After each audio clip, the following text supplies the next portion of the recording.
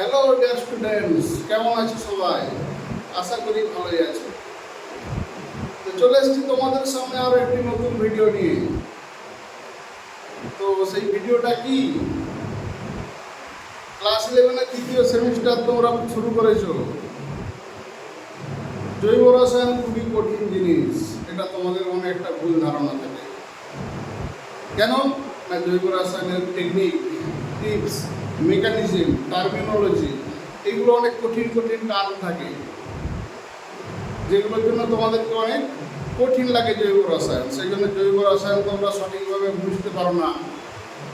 যারা যারা বুঝতে পারছো না, যারা যারা সঠিকভাবে মনে রাখতে পারছো না, কী করে পড়বে, কী করে মনে রাখবে, তো সমস্ত কিছু টেকনিক নিয়ে, সমস্ত কিছু টিপস নিয়ে সহজ ভাষায় সরলভাবে জৈব রসায়নকে বোঝার জন্য আমি চলে এসেছি।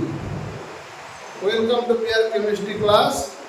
সহজভাবে জৈব রসায়নকে বোঝার জন্য তোমরা আমার জৈব রসায়নের ভিডিওগুলি দেখতে থাকো।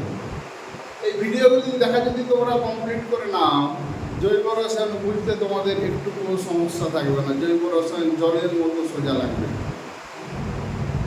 যদি না বুঝতে পারো আমাকে তোমরা বলবে তারপর, কিন্তু একটি শর্ত, তোমাদেরকে সমস্ত ভিডিও দেখা কমপ্লিট করতে হবে। আমরা প্রত্যেকটা পার্টে জৈব রসায়নের ভিডিও দিতে থাকবো। চ্যাপ্টার অনেক বড়, তো সেই হিসাবে তোমরা সমস্ত চ্যাপ্টারের ভিডিওগুলো ভালো করে ফলো করো। জৈব রসায়নের মধ্যে আর বিন্দুমাত্র তোমাদের সমস্যা থাকবে না, কোনো জড়তা থাকবে না, এইটুকু আমি তোমাদেরকে গ্যারেন্টি দিয়ে বলতে পারি। তো চলো শুরু করি জৈব রসায়ন নিয়ে আলোচনা।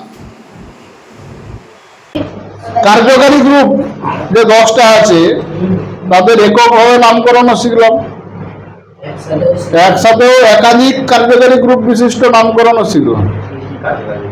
এইগুলো থেকে যে কোনো জৈব যৌগের গঠন যদি দেওয়া থাকে বা সংকেত যদি দেওয়া থাকে, তার নামকরণ আমরা করতে পারবো লিখে।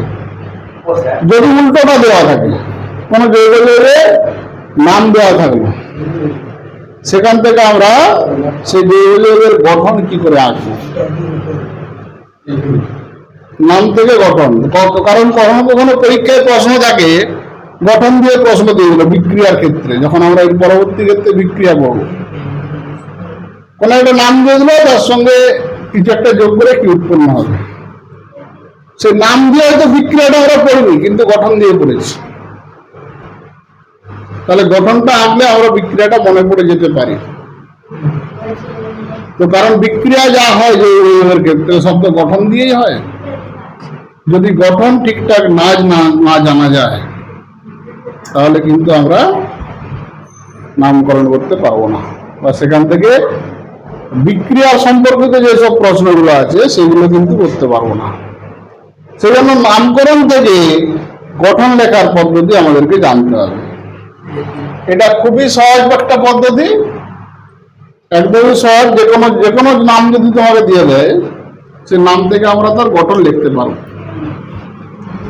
তো প্রথমে যদি আমরা ছোট নিয়ে শুরু করি,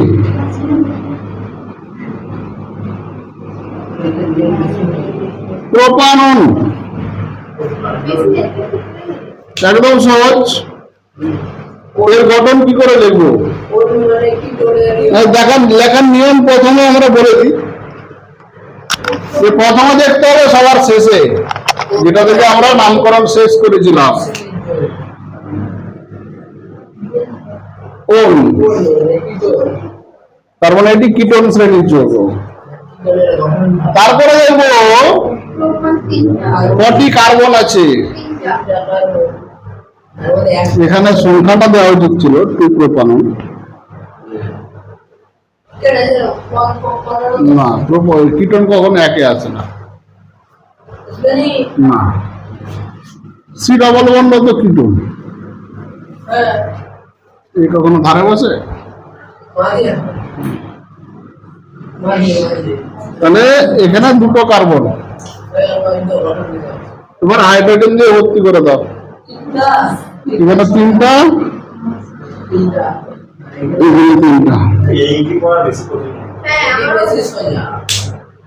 এখানে দুটো 3টে জিনিস দেখতে হয়। কি কি দেখতে হয় স্টেপ বাই স্টেপ দেখে নাও। প্রথমে দেখতে হয় প্রধান কার্যকরী গ্রুপ ও তার অবস্থান। কার্যকরী গ্রুপ কোথায় আছে, তার অবস্থান কোথায় আছে, এটি প্রথমে দেখতে হবে। তারপরে দেখতে হয় 2 নম্বর কার্বন শৃঙ্খল। কার্বন শৃঙ্খলে কতগুলি কার্বন আছে আমাদেরকে দেখতে হবে। একটু তুই কি করছিস?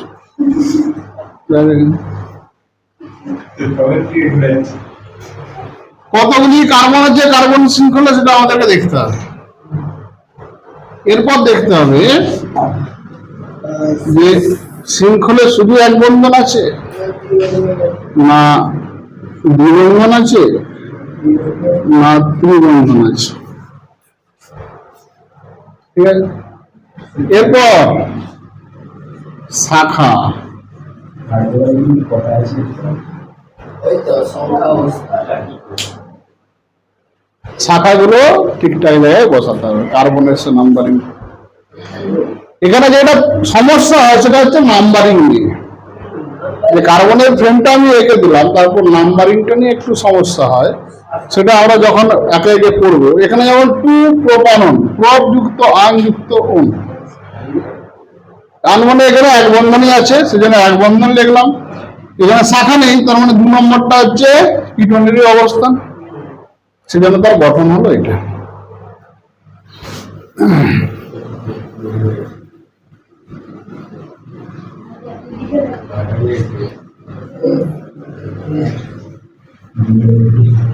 এরপর একে একে যদি আমরা নামকরণ গুলো দেখি,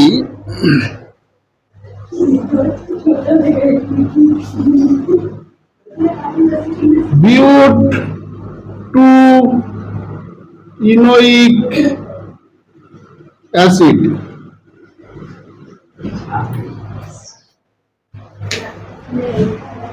বিউট টু ইনোইক অ্যাসিড। এই ইনোইক ও হ্যাঁ। ওই প্লাস ইন প্লাস ওই আছে তাই তো এটা তো সোজা ওই অ্যাসিড মানে হচ্ছে সিডাবলে মানে হচ্ছে কার্বক্সিলিক অ্যাসিড।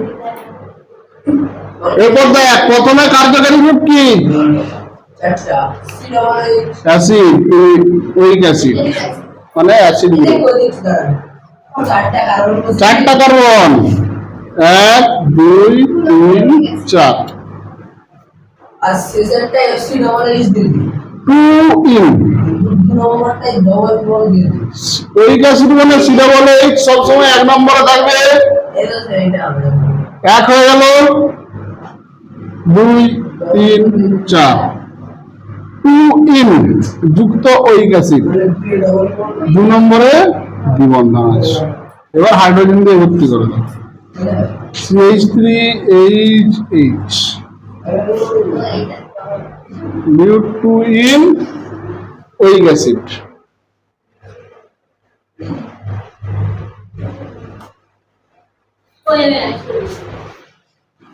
বুঝলি?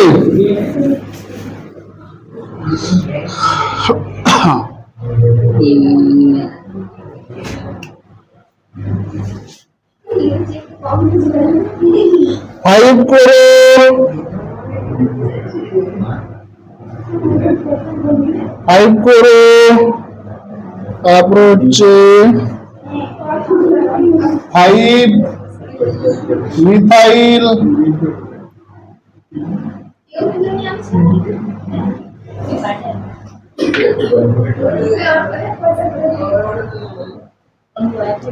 Hex,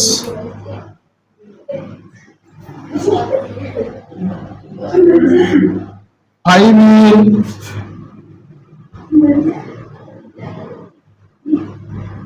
3 on. এরপর এটার গঠন সংখ্যা থাকতে হবে। হ্যাঁ, তাহলে এটা কোন কার্যকারী গ্রুপ দেখো প্রথমে, শেষে ওন আছে মানে কিটোন। কার্বন কটা থেকে, হেক্স মানে 6টা কার্বন, 1 2 3 4 5 6 ছটা কার্বন লিখে দিলাম। এবার 3 নম্বরে ওন আছে, তাহলে 1 2 3 4 5 6 3 নম্বরে ওন দিয়ে দিলাম। এরপরে 5 ইন, 5 এ ইন আছে,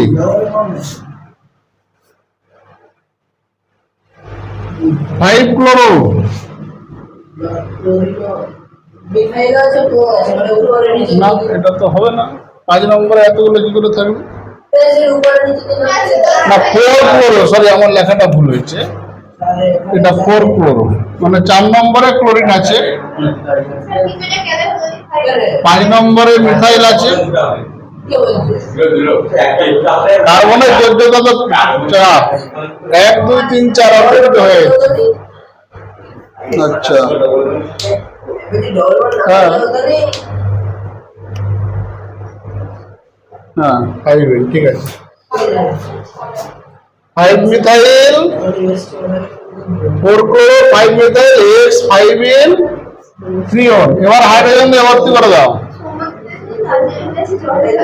দুটো একটা H2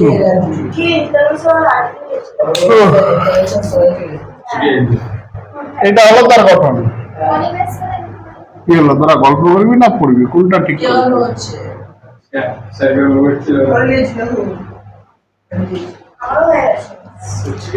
দেখো 3 4 ডাইমিথাইল,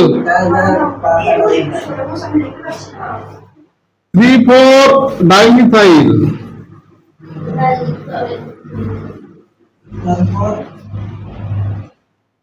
তারপর লেখো 3 4 die 3 4 diethyl, methyl heptane, 3 4 dimethyl, 3 4 diethyl, heptane. এটা কোন শ্রেণীর যৌগ? কোন শ্রেণীর হেপ্টেন এটা কোন শ্রেণীর এটা অ্যালকেন শ্রেণীর যৌগ।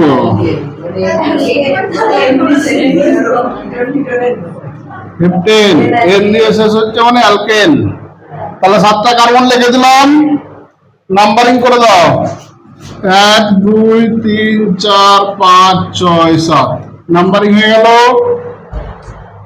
এরপর 3 নম্বরে দেখো কি আছে, মিথাইল আছে, 4 মিথাইল আছে, 3 ইথাইল আছে, এখানেও ইথাইল আছে, বাস আর কিছু নেই। এবার হাইড্রোজেন দিয়ে ভর্তি করে দাও, CH2 CH2 CH3, এটা তার গঠন হয়ে গেল।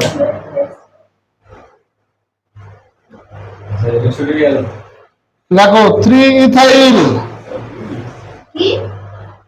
3 ইথাইল। এরপরে আরেকটা যদি উদাহরণ আমরা দেখি,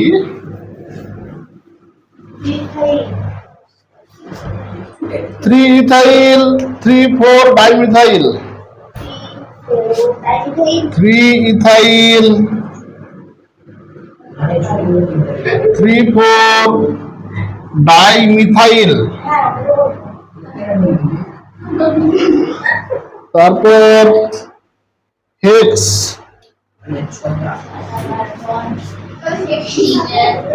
হেক্স 1 4 ডাই ইন।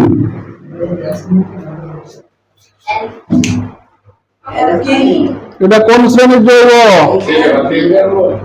অ্যালকিন শ্রেণীর যৌগ, অ্যালকিন।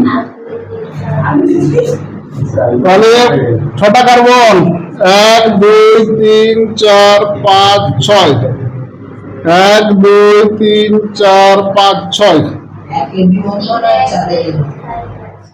একে দ্বিবন্ধন, চারে দ্বিবন্ধন। তিনে আছে মিথাইল আছে 1 3 4 মিথাইলও আছে একটা, 4 নম্বরে একটা মিথাইল আছে। এবার বাকি হাইড্রোজেন দিয়ে ভর্তি করে দাও।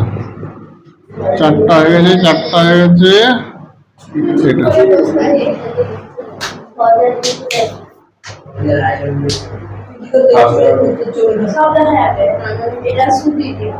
এরপর লাগো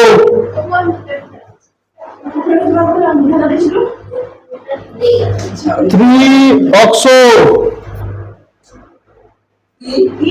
3-অক্সো,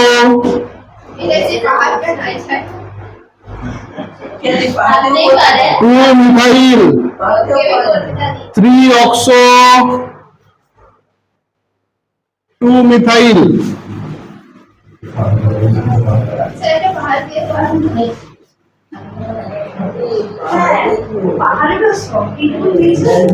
থ্রি অক্সো, 2-মিথাইল,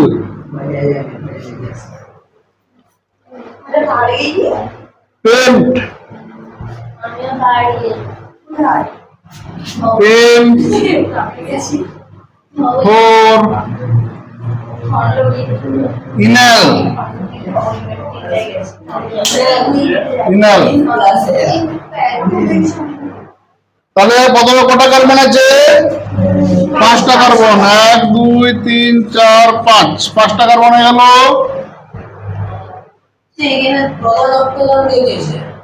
আর দিলে দিতে পারো, অসুবিধা কি আছে? প্রধান কি আছে? 4in 1l। 4in এর মানে কি? 4in 1l। তাহলে l মানে CH, এখানে 1 নম্বরে করে দাও। 1 2 3 4 5 হয়ে গেল। 4 ইন আছে, মানে এখানে ইন আছে। 3 অক্সো, 3 নম্বরে অক্সো আছে, 2 নম্বরে মিথাইল আছে। এবার হাইড্রোজেন দিয়ে ভর্তি করো। CH2H।